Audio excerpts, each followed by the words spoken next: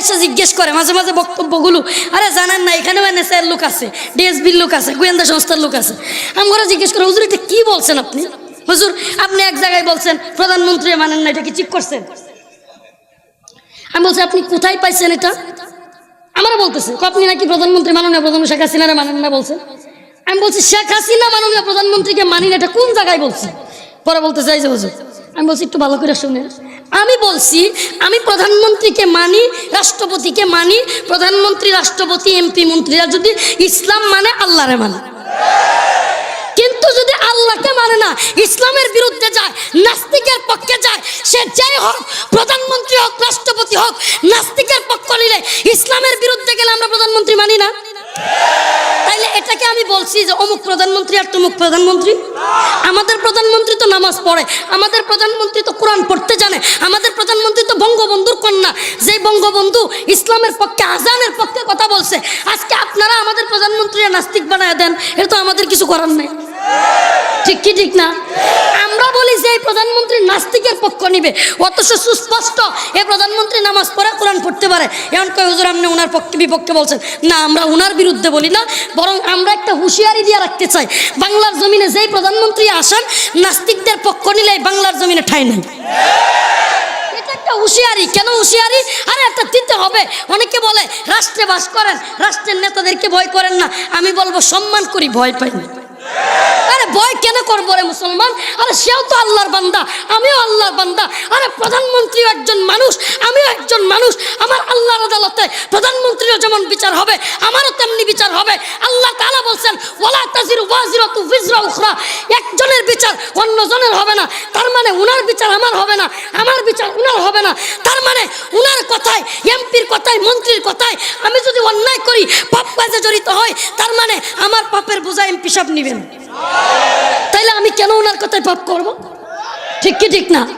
উনার শাস্তির জবাব উনাকে দিতে হবে, আমার জবাব আমাকে দিতে হবে। এজন্য আমি বলবো বাংলার জমিনে নেতা, নেত্রী, সেলিব্রিটি, যত বড় পার্সন আসো, ইসলামকে মাইনাস করে আল্লাহর নবীকে কটূক্তি করবে, তাদের পক্ষে গেলে সাবধান, সাবধান। বাংলার মুসলমান কেউ কে পরোয়া করে না। প্রমাণ তো হয়ে গেছে। বাংলাদেশের সবচেয়ে বড় সেলিব্রিটির নাম, বাংলার জান, বাংলার প্রাণ, সাকিব আল, সবচেয়ে বড় সেলিব্রিটি। আরে ফেসবুক ফলোয়ার দেখলেই তো বোঝা যায়। গোটা পৃথিবীতে বাংলাদেশের মধ্যে সবচাইতে বেশি ফলোয়ার, সবচাইতে বেশি সেলিব্রিটি পার্সন। সে কি করছে? একটা ন্যূনতম একটা কাজ করছে।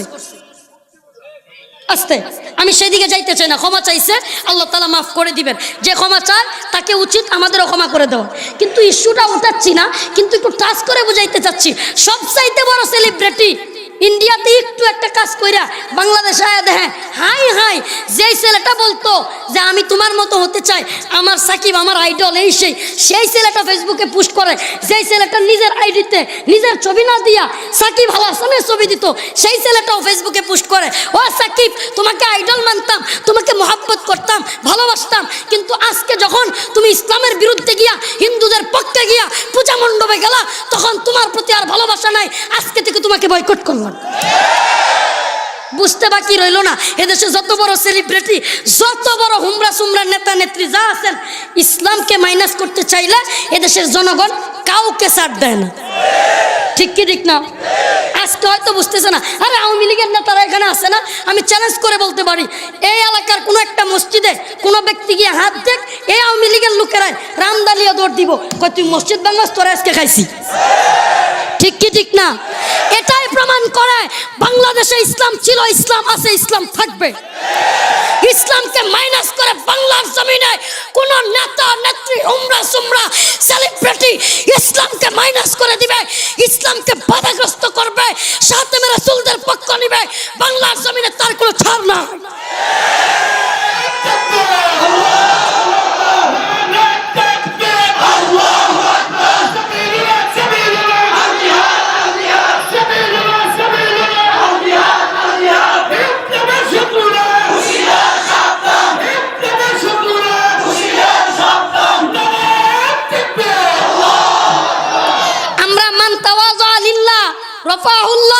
এই বয়ান যেমন জানি, উদিনা লিল্লাযিনা ইউকাতালুনা বিআন্নাহুম যুলিমু, এই বয়ান জানি। মান তাওয়াদা লিল্লাহ রাফাহুল্লাহ, বিনয় হইতেও জানি, সম্মান করতে জানি, সালাম দিতে জানি, চা সাথে জানি, মাঝে মাঝে আঙ্গুরও দিতে জানি। আবার যদি মনে হয় না এই লোক তো ক্যান্সার হয়ে গেছে, ইসলামের বিরুদ্ধে ক্যান্সার হয়ে গেছে, মাথায় সমস্যা ঢুকে গেছে, তাইলে আবার আপনারা তো বলেন কল্লা ভেঙে ফেলবেন, ঘর মটকায় ফেলবেন, আমরাও বলি কল্লা তোরা কি মটকাবি রে বেটা। মুসলমান যেদিন বুঝতে পারবে কোন ব্যক্তি ইসলামের বিরুদ্ধে চলে গিয়েছে, লতিফ সিদ্দিকীর মতো জুতা পিটা খাইতেও প্রস্তুত। তার মানে বাংলার মুসলমান সব মানে সব সহ্য করতে পারে, ইসলামের বিরুদ্ধে আল্লাহর বিরুদ্ধে কিছু করা সহ্য করতে পারে। তাই বলবো, একটা হুঁশিয়ারি দিয়ে যেতে চাই এই ময়দান থেকে, চিটাগাং রুটের এই মাহফিল থেকে, আল আমিন মাদ্রাসার প্রোগ্রাম থেকে হাজারো মুসল্লিদেরকে সামনে রেখে বলতে চাই, আমি অদম বাংলাদেশে ওয়াজের ময়দানে প্রথম এই আওয়াজ তুলেছি। বাংলার জমিনে আল্লাহর নবীকে কটুক্তিকারীকে হত্যার কারণে, ব্লগার রাজীব, ব্লগার অভিজিৎ রায়কে হত্যার কারণে বাংলার একটা মুজাহিদ সন্তানকে ফাঁসি দেওয়া যাবে না। এই আওয়াজ তুলেছি, এই আওয়াজ আলহামদুলিল্লাহ ছড়িয়ে যাচ্ছে। আওয়াজটা তো আমি অদম তুলেছিলাম, শুরু করেছিলাম, এই আওয়াজ মামুনুল হকের কণ্ঠে বাজতেছে, এই আওয়াজ আল্লামা বাবুনগরীর কণ্ঠে বাজতেছে, এই আওয়াজ নারায়ণগঞ্জের আব্দুল আউয়ালের কণ্ঠে বাজতেছে, এই আওয়াজ মুফতি ফয়জুল করিমের কণ্ঠে বাজতেছে।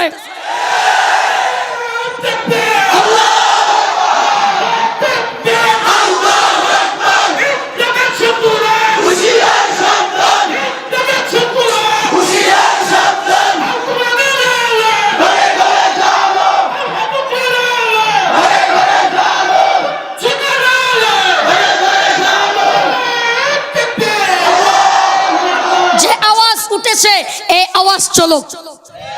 কেন আওয়াজটা চলুক? আওয়াজটার বড় প্রয়োজন।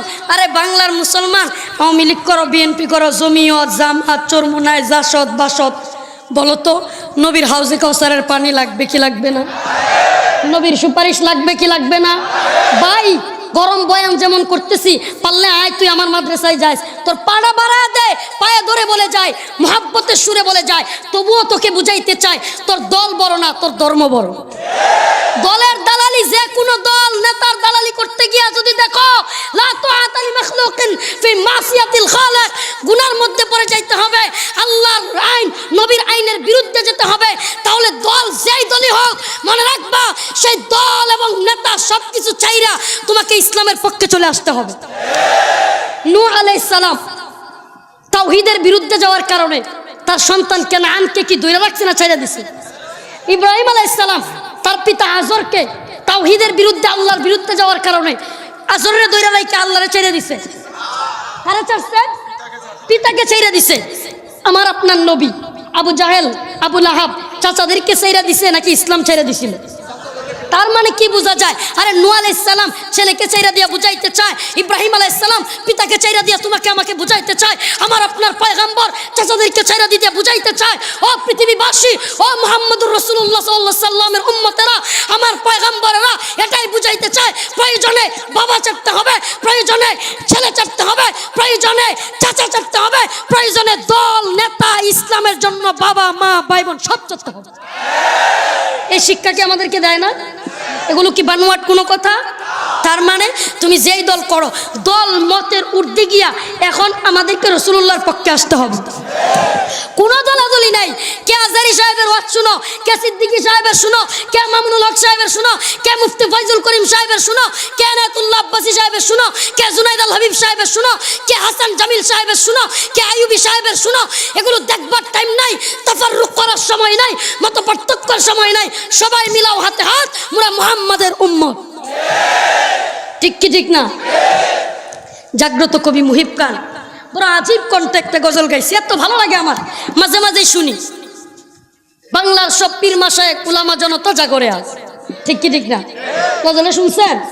গাইব? বাংলার সব পীর মাশায়েখ উলামা জনতা জাগরে আজ, হাতে হাত রেখে এক হও, ওরে বজ্র কণ্ঠে তুলো আওয়াজ। আওয়াজ তুলতে হবে না? হবে না? আরে যে আওয়াজ শুনলে তাগুতের অন্তরে কম্পন সৃষ্টি হয়, যে আওয়াজ শুরু করেছিল শাহজালাল মুজাররাদ ইয়ামানি, সেই আওয়াজ বাংলার প্রত্যেকটা মুসলমান মর্দ মুজাহিদের কণ্ঠে প্রতিধ্বনিত হবে। বাংলার সব পীর মাশায়েখ উলামা জনতা জাগরে আজ, হাতে হাত রেখে এক হও, ওরে বজ্র কণ্ঠে তুলো আওয়াজ। ওলি আউলিয়া মুজাহিদিনের মেহনতে করা এই জমিন নাপাক বানাতে দেব না কাউকে। মুমিনের এই জায়নামাজ, এই জায়নামাজ মুমিনের সারা বাংলাদেশ, সারা পৃথিবীর সব জায়গায় মুমিনের সিজদার স্থান, ঠিক কি ঠিক না? তার মানে এই জায়গাগুলো নাস্তিক মুরতাদ শাতিমে রাসূলকে দিয়া নাপাক করা যাবে। বাংলার সব পীর মাশায়েখ উলামা জনতা জাগরে আজ, হাতে হাত রেখে এক হও ওরে বজ্র কণ্ঠে তুলো আওয়াজ। ওলি আউলিয়া মুজাহিদিনের মেহনতে করা এই জমিন নাপাক বানাতে দেব না কাউকে। মুমিনের এই জায়নামাজ। ওরা কথা বলে ঘরে বসে আর লাফাই নিজের ছত্তরে, মোরা কথা বলি ময়দানে থাকি কোটি মানুষের অন্তরে। আমাদের লাঠি ছড়িয়ে আছে বাংলার সব ঘরে ঘরে। ফারুক আয়াম টিভি, ফারুক আয়াম টিভি, হক্কানি ওলামাদের আগামীর পথ চলা।